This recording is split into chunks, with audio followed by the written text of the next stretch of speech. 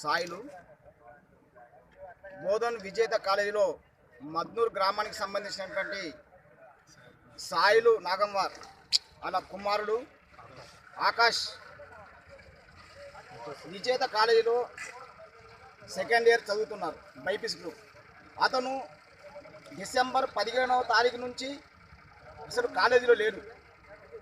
ఈ విషయంలో 30వ తారీఖు నాడు కాలేజీ యాజమాన్యం తల్లిదండ్రులకు ఫోన్ చేసి మీ కొడుకు యొక్క ఫీజు కట్టాలని చెప్పేసి చెప్తే సార్ కడతాం సార్ అని చెప్పడం జరిగింది. తర్వాత జనవరి 3వ తారీఖు నాడు మళ్ళీ ఆ యాజమాన్యం ఇన్ఫర్మేషన్ ఇచ్చి తల్లిదండ్రులకు మీకు అబ్బాయి లేడని చెప్తున్నారు. చెప్పగానే వీళ్ళు వెంటనే వెళ్ళి అక్కడ స్థానికంగా పోయి యాజమాన్యాన్ని అడిగారు. అడిగితే మేము అప్పుడే చెప్పినాం మీకు, అప్పుడు ఇన్ఫర్మేషన్ ఇచ్చినాం అంటున్నారు.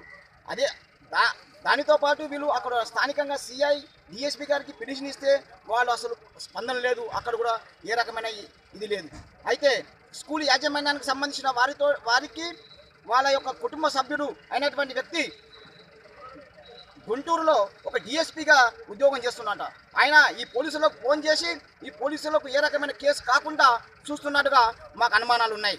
కాబట్టి దీని మీద స్కూల్ యాజమాన్యం పైన చట్టరీత చర్య తీసుకోవడం కోసం V6 వారు గట్టిగా ప్రయత్నం చేశారని చెప్పేసి మేము నమ్ముతున్నాం. అంతేకాకుండా తల్లిదండ్రులకు తప్పకుండా అబ్బాయిని తెచ్చే విధంగా మీరు కదిలిస్తే తప్పకుండా న్యాయం జరుగుతుందని చెప్పేసి మేము కోరుతున్నాం.